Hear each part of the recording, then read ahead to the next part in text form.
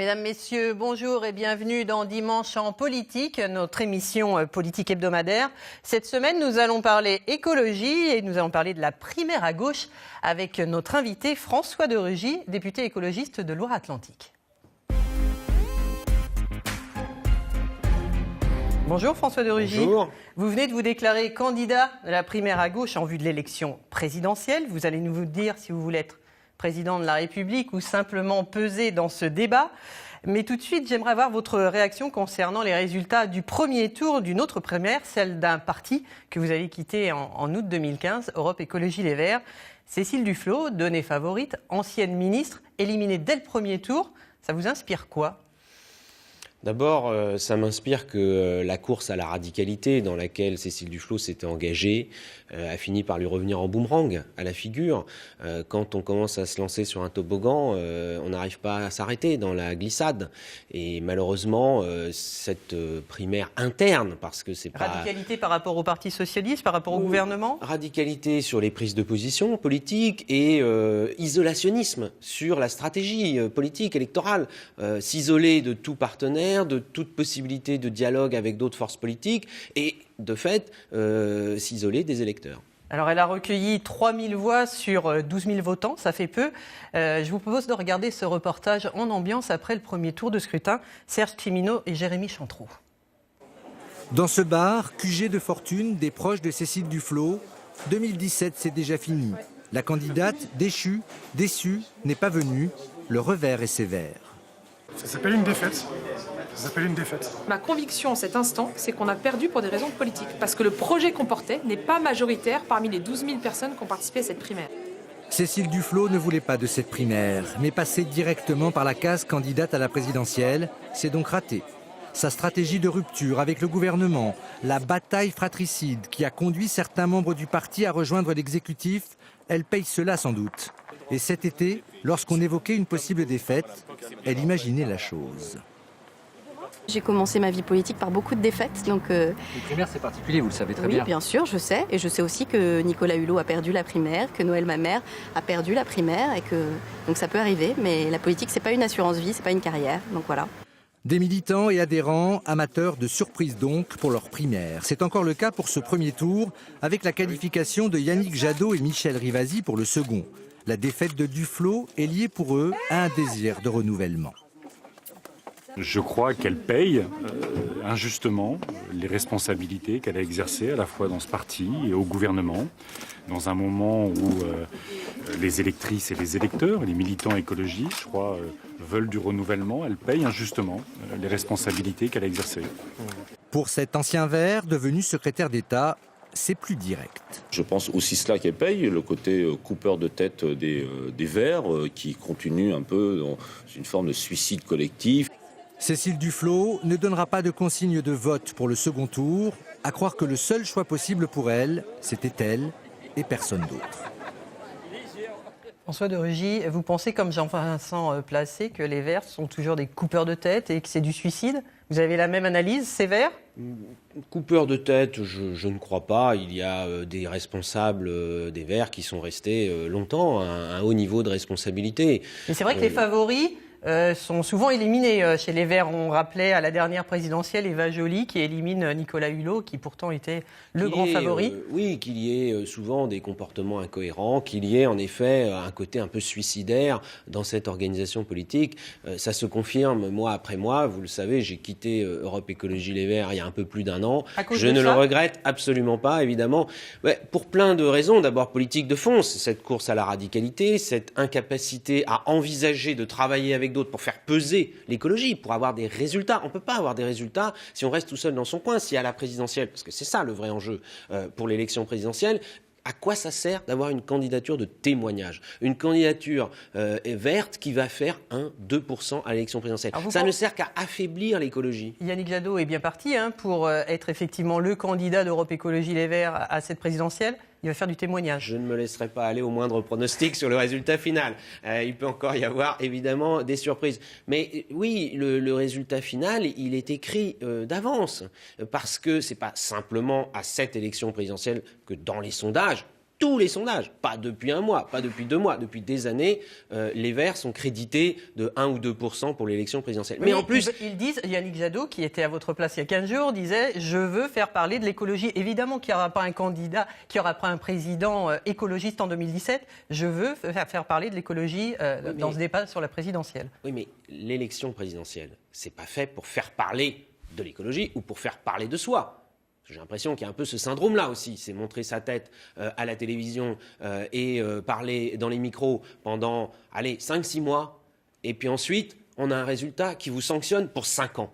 Parce que l'élection présidentielle, les Français le savent bien, c'est pour élire un président ou une présidente pour 5 ans. Ça va décider du cap pour le pays pour 5 ans. Ensuite, il y aura les élections législatives qui se feront dans la même dynamique que l'élection présidentielle. Donc, qui va gouverner la France pendant 5 ans? Avec quel projet? C'est ça l'enjeu de l'élection présidentielle. Et tous ceux qui croient que l'élection présidentielle, ça sert à se compter, que ça sert à témoigner, que ça sert juste à présenter quelques idées, eh bien, ils se trompent et ils sont sanctionnés par les Français. Vous pensez, comme Barbara Pompili, qui a quitté Europe Écologie Les Verts aussi, qui est secrétaire d'État à la biodiversité aujourd'hui, que cette stratégie, ça va faire perdre la gauche?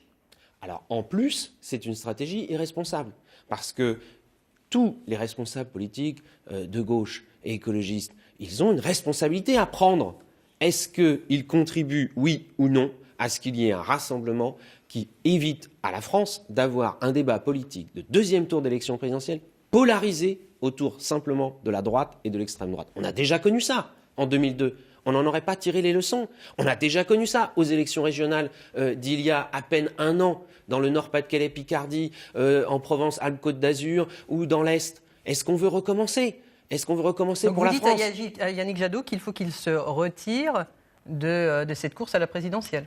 Il pourrait même, s'il est désigné, venir dans la primaire de la gauche et les écologistes. À une époque, il en était partisan. D'ailleurs, je n'ai pas bien compris pourquoi il avait changé d'avis. Il était porteur, il avait été le promoteur, le porte-parole d'un collectif à la fois politique, mais aussi intellectuel, médiatique, pour une primaire de rassemblement de la gauche et des écologistes. Donc, il n'est pas trop tard pour venir y participer. Alors vous l'avez dit, vous êtes candidat de cette primaire à gauche, belle alliance populaire. Pourquoi? Pour être président de la République? Ou pour témoigner? Non, je suis candidat d'abord parce que je vois qu'en France, en Europe, il y a une tentation de la régression. Et on le voit dans le débat de la primaire de la droite.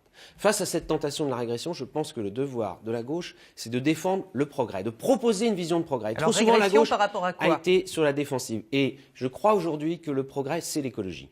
Et donc, je veux défendre l'écologie, mettre l'écologie au cœur du projet présidentiel pour les 5 années qui viennent. Et donc, la primaire, c'est l'outil pour cela. C'est le processus démocratique, ouvert, transparent, citoyen pour cela. Et la primaire, ça sert aussi à désigner un candidat, à désigner un leader. Et aujourd'hui, il n'y a pas de leader de rassemblement qui s'impose. Et c'est aussi pour cela que je suis candidat à la primaire. Mais vous ne serez pas élu.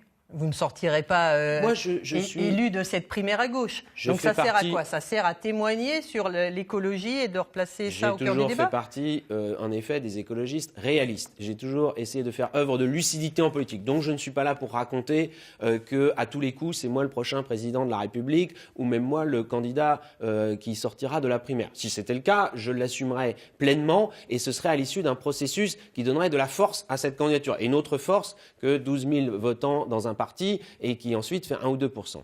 Mais évidemment que c'est pour peser sur le projet, pour mettre de l'écologie au cœur du projet de la gauche, parce que si on ne le fait pas, je regarde les autres candidats, déclarés ou potentiels, probables, ils ne sont pas écologistes. Et ils ne vont pas mettre l'écologie au premier rang de leurs priorités. Et donc, la primaire, ça sert pour les citoyens à peser sur l'orientation, sur le choix présidentiel, ensuite, qui sera présenté aux Français. Rien à voir avec votre ego, comme disent certains de vos concurrents? Mais je vais vous dire, si je recherchais mon confort personnel, je ne me préoccuperais pas de cela.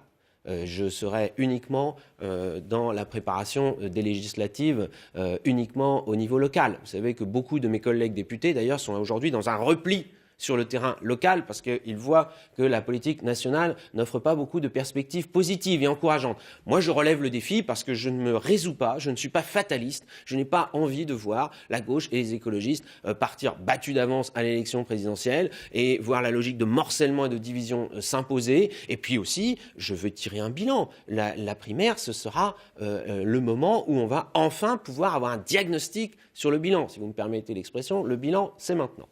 D'accord. Alors on l'a vu, dans cette primaire à gauche, il y a déjà 5 autres candidats déclarés. Arnaud Montebourg, Benoît Hamon, Marie-Noëlle Lienemann, Gérard Filoche, qui sont tous à la gauche du PS, Jean-Luc Benamias du Front démocrate. Je rappelle la date de ces primaires, 22 et 29 janvier. François Hollande, selon vous, doit-il être candidat ? Ça, c'est à lui de le dire. Moi, je crois que personne d'autre que lui ne peut répondre à la question et que ça n'a aucun intérêt, d'ailleurs, de savoir si les uns ou les autres pensent qu'ils doivent être candidats. Vous avez lu son livre, vous me l'aviez dit tout à l'heure au maquillage, une partie du livre. Qu'est-ce que vous en pensez ? Est-ce que c'est le livre d'un président qui doit se représenter ? J'avais lu le livre précédent, Conversation privée avec un président. Maintenant, encore un autre livre. Tout est dans le titre. Je crois que Jean-Marc Ayrault, d'ailleurs, a dit ce qu'il y a de plus intéressant dans ce livre, et la seule chose valable, c'est son titre. Moi, je dis que c'est le livre de trop. C'est les commentaires de trop, les petites phrases de trop. Ce n'est pas cela qu'on attend d'un président de la République. Donc c'est sûrement pas sur la base de ce livre, en effet, qu'on peut justifier une nouvelle candidature à l'élection présidentielle. Ça, il faudra que François Hollande s'en explique. Mais ce que je veux dire très clairement, c'est que la primaire, elle permet de faire face à toutes les éventualités. Que le président sortant soit candidat ou qu'il ne soit pas candidat. Et la primaire permettra de dégager à la fois un candidat qui sera porteur d'un projet. Alors, il y a un autre candidat qui est déclaré hors primaire. Il s'agit de Jean-Luc Mélenchon, qui grimpe dans les sondages. Il a aussi verdi son programme et il vante l'écologie anticapitaliste. C'est un créneau porteur, ça, l'écologie anticapitaliste ? Bon, le mariage du rouge et du vert, ça n'a jamais été très intéressant et très productif pour l'écologie. Jean-Luc Mélenchon, il s'intéresse assez récemment, il faut bien le dire. Est-ce que c'est pour des raisons électorales ? Je n'en sais rien. À l'écologie, il paraît qu'il s'est même mis à un régime à la quinoa. Mais il ne suffit pas de manger de la quinoa pour avoir un projet écologiste. Et je crois que Jean-Luc Mélenchon est beaucoup plus porteur, et il faut lui reconnaître cette continuité dans la gauche contestataire, la gauche qui crie plus fort que les autres. Mais par ailleurs, je crois que si Jean-Luc Mélenchon aujourd'hui... C'est celui qui est crédité le plus comme porteur des valeurs de la gauche aux yeux des Français dans les sondages aujourd'hui. Il profite d'une forme de vide. C'est-à-dire qu'à partir du moment où la gauche et les écologistes n'ont pas encore organisé ce débat de primaire et ce vote, évidemment, Jean-Luc Mélenchon occupe le terrain. Et moi, je sens bien un certain nombre de Français qui disent « Bon, en attendant, on ne voit pas le paysage bien se décanter. » Mais Jean-Luc Mélenchon aurait pu venir à la primaire aussi. On aurait eu vraiment le débat de savoir qui représentait vraiment le mieux pour l'avenir de la gauche et pour l'avenir de la France. Et on n'aurait pas été uniquement sur les sondages. On verra bien. Et moi, je suis convaincu que lorsque la primaire de la gauche aura eu lieu fin janvier 2017, là, on aura un paysage politique différent et des dynamiques politiques différentes et qu'à ce moment-là, les candidatures de division comme celle de Jean-Luc Mélenchon en pâtiront. Vous êtes candidat à cette primaire parce que vous estimez que le bilan écologique du gouvernement, il n'est pas globalement positif ? Je veux tirer un bilan, moi, sans concession. Je ne serai ni dans le dénigrement systématique. J'entends, par exemple, Arnaud Montebourg dire le bilan est indéfendable. Non, moi, je le défends sur un certain nombre de points. Sur quoi, par exemple ? Mais je ne suis pas non plus dans le béni. La COP21 la COP20, si je prends le bilan écologique, la COP21, la loi de transition énergétique a été votée, personne n'y croyait. La loi sur la biodiversité, elle a été votée. C'est un grand progrès pour la nature et la défense de l'environnement en France. Et puis, en même temps, on voit bien qu'il y a eu souvent des hésitations. Il y a encore des hésitations dans la mise en œuvre, dans l'application. Donc, ça donne le sentiment de demi-mesure. Et sur l'énergie, le report sans cesse de la fermeture de Fessenheim, par exemple, alimente ce sentiment. Et puis, il y a eu aussi des points noirs, des rendez-vous manqués. On est bien placé pour le savoir dans l'ouest de la France avec la taxe poids lourd, l'abandon de la taxe poids lourd. Il n'y a aucune stratégie en matière de transport et d'infrastructure de transport. On est là aussi bien placé pour le savoir dans l'ouest. Alors, un autre dossier sur lequel on est bien placé aussi, c'est celui de Notre-Dame-des-Landes, où il n'y a toujours pas eu de décision. Et la tension est de plus en plus importante. Le 8 octobre, vous étiez sur la ZAD avec un bâton ? Non, parce que moi, je suis un démocrate, je suis un élu. Manifestation populaire, bon enfant. C'est tout à fait normal qu'il y ait des manifestations pacifiques. Qui a beaucoup mobilisé. Tant qu'elles restent pacifiques, le symbole du bâton, je ne suis pas sûr que c'était le meilleur symbole, mais tant qu'il y a des manifestations pacifiques, c'est tout à fait normal. Après, ce que je veux dire sur Notre-Dame-des-Landes, c'est que là aussi, malheureusement, c'est un symbole, un très mauvais symbole, de la façon dont s'est passé ce quinquennat, de la façon dont ont été traités un certain nombre de problèmes, ou surtout n'ont pas été traités un certain nombre de problèmes. Alors cette semaine, c'est le paroxysme, avec Valls qui dit on va intervenir, Ségolène Royal qui dit il faut en finir, François Hollande dans son livre qui dit je n'y crois pas, Manuel Valls qui revient en disant c'est pour l'automne l'évacuation. François Hollande a dit dans son livre ça ne se fera pas. Alors là, c'est le comble. Parce que si vous voulez, qu'est-ce que ça veut dire? Quand on est à la tête de l'État, et on sait bien que sur ce malheureux projet de Notre-Dame-des-Landes, ça remonte jusqu'au sommet de l'État. Eh bien, on doit dire, voilà ce que je vais faire, voilà quelle est ma direction, voilà quel est le sens de mon action, quelle sera ma décision. On ne peut pas dire, ça se fera ou ça se fera pas. Il faut dire, voilà ce que l'on veut faire. Moi, j'ai toujours dit que, et si j'avais été président de la République depuis 2012, ce projet, il ne se serait pas fait, et ça fait longtemps qu'on n'en parlerait plus. Et les problèmes qui vont avec auraient été évacués. Maintenant, on va encore en avoir des problèmes à gérer. Il faudra les prendre à bras-le-corps. Et de plus en plus, parce que la tension, elle est de plus en plus importante sur le terrain. La dernière fois, ce 8 octobre, une de nos voitures de portage a été fracassée, une de nos équipes a été intimidée. Et sur le site Indymedia, qui est la plateforme des médias alternatifs, on peut lire des phrases de haine, vraiment, contre les journalistes. Pour preuve, cette phrase, le seul moyen que tu auras, on s'adresse à des journalistes, que tu auras d'être à l'abri sera de te faire porter pâle et de rester bien au chaud chez toi, car nous attaquerons les journalistes à vue, sans sommation. Vous avez condamné ces propos? C'est inacceptable. Moi, je les condamne depuis des années. Et je vais vous dire, ce site Internet, ça fait des années que je pense que, soi-disant, un site indépendant de médias, en réalité, veut imposer sa vision qui est antidémocratique. Parce que quand on s'en prend aux journalistes, ça veut dire qu'on s'en prend à la démocratie. Et sur la ZAD de Notre-Dame-des-Landes, ça fait longtemps qu'il y a des gens qui s'en prennent aux journalistes, qui ne veulent pas que les journalistes viennent là. Ça veut dire qu'ils ont un comportement antidémocratique. Je pense d'ailleurs avec ces gens-là qu'est-ce qu'on fait? Que redoutent, y compris les opposants historiques, la CIPAC ou PAC 44, ils ne savent plus quoi en faire de ces gens-là. On en fait quoi? Déjà, sur ce site Internet, peut-être qu'on pourrait envisager des poursuites. Parce que là, c'est un appel à la haine, c'est un appel à la violence. Il y a d'autres phrases qui sont encore plus graves que cela et qui appellent même à tirer sur des journalistes. Donc ça devrait être condamné, y compris par des voies judiciaires. Après, sur ce qui est de la ZAD... C'est-à-dire, c'est à qui de porter plainte? Là, je pense que le procureur pourrait prendre des mesures, et sinon, les associations de journalistes sont évidemment tout à fait fondées à le faire. Mais au-delà de cela, on voit bien que si on en est là, c'est parce qu'on a laissé pourrir la situation, pourrir le dossier. La ZAD, je rappelle qu'elle s'est créée... C'est pas de la faute des opposants si ça se termine comme ça? De certains opposants, si, mais je les ai toujours condamnés. Vous savez d'ailleurs qu'ils me le rendent bien, puisqu'ils sont souvent venus casser ma propre permanence. C'est un comble. Sur la ZAD, moi je veux rappeler elle s'est constituée sous le gouvernement de François Fillon quand Nicolas Sarkozy était président de la République. À l'époque, M. Retailleau, on ne l'a pas entendu. Il est aujourd'hui président de la région, il n'arrête pas de faire des déclarations va-t-en-guerre sur le sujet alors qu'il n'a aucun moyen, et il s'est fait élire là-dessus alors qu'il n'avait aucun moyen pour faire quoi que ce soit en tant que président de région. Il faut arrêter de confondre les responsabilités. Et au niveau national, on sait bien que la situation, on l'a laissé pourrir. Et c'est pour ça que j'ai toujours été très critique avec la façon dont l'exécutif, en France, au plus haut niveau de l'État, n'a pas voulu traiter ce problème. Quand Bruno Retailleau dit qu'il a l'assurance de Manuel Valls qu'il y aura une évacuation de la ZAD après le démantèlement de la jungle de Calais, la jungle de Calais c'est prévu pour le 24 octobre, ça veut dire que début novembre, la ZAD pourrait être évacuée? Vous le savez, sur ce sujet, je suis en désaccord avec Manuel Valls. Il est pour le projet d'aéroport Notre-Dame-des-Landes, je suis contre. Mais je lui reconnais une certaine constance. Et je lui reconnais le fait qu'il a toujours dit, lui, qu'à partir du moment où le référendum avait eu lieu... On rappelle que le référendum, 55% des gens sondés, interrogés, ont répondu oui. On votait oui en Loire-Atlantique. En Loire-Atlantique. Et donc ce résultat, il est incontestable. Et moi, je ne l'ai jamais contesté, contrairement à d'autres. Et notamment... Alors on en fait quoi de ce résultat? Alors, après... Le référendum a répondu à la question « Oui ou non, les habitants de Loire-Atlantique sont-ils favorables à ce projet ?» En revanche, il n'a pas répondu à la question de savoir, et ce n'est pas son rôle, si le projet il est légal, si le projet il respecte les lois, notamment en matière d'environnement, protection de la biodiversité, de la ressource en eau.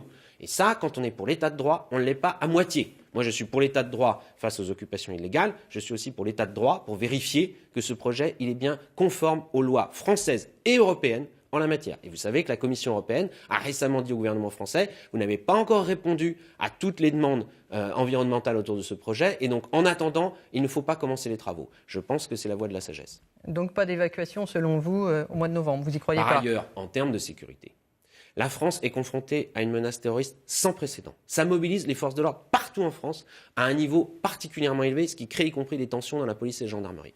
Il y a la jungle de Calais. Il y a les violences dont sont victimes partout sur le territoire. Les fonctionnaires de police, enseignants, personnel hospitalier. Je sais qu'à Nantes, des infirmiers urgentistes sont venus m'en parler. Il y a déjà plusieurs semaines.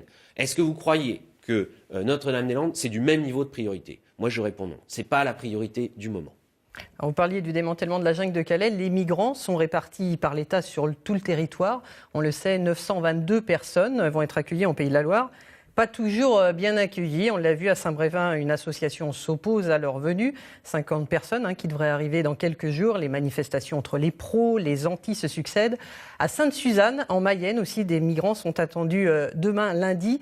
50 hommes qui, eux aussi, ne sont pas les bienvenus. Des tracts circulent dans la ville anonyme. Sainte-Suzanne qui a déjà accueilli 13 migrants, ça s'est bien passé, il y a quelques mois. On écoute un habitant qui est opposé à leur venue. On va vous refiler 50 migrants sans aucune préparation de la population. Ça se fait comme ça à l'emporte-pièce. Et de ma position qui est très claire, si effectivement je ne suis pas opposé à la venue de quelques migrants, un petit peu comme ça s'est fait au printemps dernier, je suis totalement opposé à l'arrivée de 50 parce que je ne souhaite pas qu'on reconstitue à Sainte-Suzanne, même en nombre inférieur, le ghetto tel qu'il existait à Calais, tout simplement. Vous comprenez ces craintes, François de Rugy? C'est des témoignages comme ça, on en a recueilli des dizaines. On peut comprendre des craintes, des inquiétudes auxquelles il faut répondre. Il y a aussi des manifestations, on l'a vu à Saint-Brévin, qui sont des manifestations racistes, des manifestations d'ailleurs du Front National. Là aussi, des propos extrêmement choquants d'un leader local du Front National qui mettait sur Internet les coordonnées d'une responsable associative du secours populaire ou du secours catholique et qui appelait les concitoyens à la submerger de messages, à aller chez elle. C'est particulièrement choquant de voir que des responsables politiques font cela. Et ça Manipulé par l'extrême droite, c'est ce que vous dites? attisé, c'est évident, pour ce qui est de Saint-Brévin, attisé par l'extrême droite qui le revendique ouvertement. Mal et ça ne me préparé surprend aussi pas. par l'État. Peut-être cette venue est peut-être mal préparée, comme ça se passe à Sainte-Suzanne. Alors là, moi, vous savez, je l'ai dit tout à l'heure, je suis critique sur l'action du gouvernement dans un certain nombre de domaines, mais sur la question des migrants et de Calais, le gouvernement tient une ligne constante, sérieuse, solide, raisonnable, qui est on maîtrise. On n'est pas dans on accueille tout le monde comme ça sans réfléchir aux conséquences. 2, on traite un problème, la jungle de Calais, qui avait été là aussi laissée, qui avait prospéré depuis des années. Je le rappelle, Nicolas Sarkozy avait dit qu'il supprimait le camp de Sangatte, qui était dans le même secteur du Pas-de-Calais, mais ensuite il a laissé se constituer cette jungle. Et en plus, il ne se contente pas, le gouvernement, de dire on va démanteler. Personne ne peut accepter. C'est pas vu électoraliste uniquement ce démantèlement. Mais personne ne peut accepter que des êtres humains vivent dans ces conditions. On n'a pas envie en France de voir se reconstituer des bidonvilles à la porte de nos villes. Donc on ne va pas laisser ça continuer, mais on accueille. On crée les conditions d'un accueil ensuite, parce que si on dit on va disperser les gens, ça va en effet se reconstituer ailleurs. Et donc il faut dire à cet habitant au contraire, c'est l'inverse de la jungle de Calais qui est prévu. C'est des centres d'accueil, des centres de vacances ou autres qui sont utilisés à titre temporaire. Ensuite, les personnes vont être accompagnées souvent par des associations. Donc on parle des habitants qui sont contre, mais il y a aussi des habitants qui font œuvre de solidarité et il faut saluer leur action. Et rien ne sera possible d'ailleurs sans les associations. Les associations se sont mobilisées samedi après-midi pour dire que pour elles, évidemment, les migrants étaient les bienvenus. Il nous reste peu de temps. Il y a un autre dossier sur lequel je voudrais avoir votre point de vue, c'est STX, la vente du chantier STX annoncée pour le 4 novembre par le juge coréen. Le juge qui propose au choix de vendre la totalité des STX ou seulement les chantiers navals. Qui doit acheter selon vous ? Alors, il faut absolument, évidemment, faire en sorte que les chantiers navals de l'Atlantique, les chantiers navals de Saint-Nazaire, STX, puissent continuer à se développer. Parce qu'on n'est pas dans le cas d'une entreprise en grande difficulté qu'il faudrait sauver. Non, il n'y a jamais eu autant de commandes. Voilà. 14 c'est paquebots à construire. un fleuron de l'industrie française. Et d'ailleurs, je crois que c'est une fierté, évidemment, pour notre région, mais aussi pour la France entière. À partir de là, le mieux, c'est d'avoir un projet industriel. C'est-à-dire des gens qui rachètent la part aujourd'hui détenue par les Coréens, à peu près les 2/3 du capital, l'État a 1/3, ce qui lui permet d'ailleurs d'avoir un droit de regard et un droit de veto sur les autres actionnaires. Est-ce qu'il faut que l'État ait plus ? Il y a un syndicat, notamment Force ouvrière, qui réclame que l'État devienne actionnaire majoritaire. Oui, il y a des syndicats, dont Force ouvrière, qui a toujours réclamé une forme de nationalisation à 100%. Moi, je l'ai toujours dit, j'ai rencontré le syndicat Force ouvrière de STX, c'est pas une nationalisation à 100% qui garantira l'avenir de STX sur les commandes, sur le développement industriel. On l'a vu dans d'autres secteurs. Donc il vaut mieux trouver un partenaire industriel. En revanche, si jamais des juges coréens décidaient de vendre ça comme ça, sans aucun contrôle, ils doivent savoir que la France fera valoir son droit de veto, le gouvernement l'a déjà dit, si ce n'est pas un projet industriel. Et je suis convaincu qu'il y a des partenaires industriels en France et en Europe qui permettront... Pour le moment, on n'a toujours pas trouvé, ça fait un petit moment que... Si, il y a une offre dans laquelle d'ailleurs DCNS, qui est une autre entreprise française de construction navale, est impliquée. Et moi, je n'ai pas qui devrait aboutir de jugement à porter plutôt en faveur de tel ou tel, mais qui est manifestement une offre qui permettrait d'avoir un projet industriel sur la durée. Alors, c'est peut nationaliser temporairement pour sauver les chantiers de Saint-Nazaire. Oui, on peut nationaliser temporairement s'il le fallait, oui, bien sûr. Mais la question, elle se poserait après. Il faudrait quand même, après, trouver un partenariat industriel dans la durée. Et je suis convaincu qu'on peut le faire parce qu'il faut aussi être vigilant. Les salariés, d'ailleurs, les syndicats de salariés le disent à juste titre. Vous savez qu'il y a un concurrent européen, italien, Fincantieri, qui pourrait être intéressé. Mais là, ça ne serait pas forcément non plus très bon pour l'avenir à long terme de Saint-Nazaire. Il vaut mieux qu'en Europe, il y a 3 acteurs, dont STX Saint-Nazaire. Il faut que ces 3 acteurs puissent continuer à vivre. Vous avez des craintes, vous, pour l'avenir de STX ? Je n'ai pas de crainte sur le plan industriel et je salue vraiment le savoir-faire, y compris, c'est peu connu, mais sur l'écologie parce qu'ils font beaucoup d'efforts pour avoir des bateaux qui consomment beaucoup moins d'énergie que par le passé. Et puis on va y développer aussi l'éolien offshore. Bien sûr, et c'est une diversification qui est bienvenue. Mais c'est sûr qu'il peut y avoir malheureusement, pour des raisons capitalistiques, financières, et STX en Corée est en grande difficulté, et donc il ne faudrait pas que cet aspect capitalistique et financier vienne plomber, si je puis dire, l'aspect industriel très positif. Merci beaucoup François de Rugy d'avoir été notre invité. Donc je rappelle, vous êtes candidat à la primaire à gauche en vue de l'élection présidentielle. Vous partez en campagne dès maintenant ? Oui, 3 mois avant ce premier tour, ce premier vote le 22 janvier. Donc 3 mois de campagne. Avec des meetings pour convaincre. à Nantes, dans l'Ouest ? Sans doute d'ailleurs, la fin de ma campagne sera à Nantes. Oui, parce qu'on revient toujours de là où on vient. Merci beaucoup François de Rugy. La semaine prochaine, nous parlerons d'une autre primaire, celle de droite, avec en invité les soutiens de Nicolas Sarkozy et de Bruno Le Maire. Nous ferons aussi le point avec tous les autres soutiens régionaux. Tout de suite, vous retrouvez le journal régional. Très bonne semaine politique et à bientôt.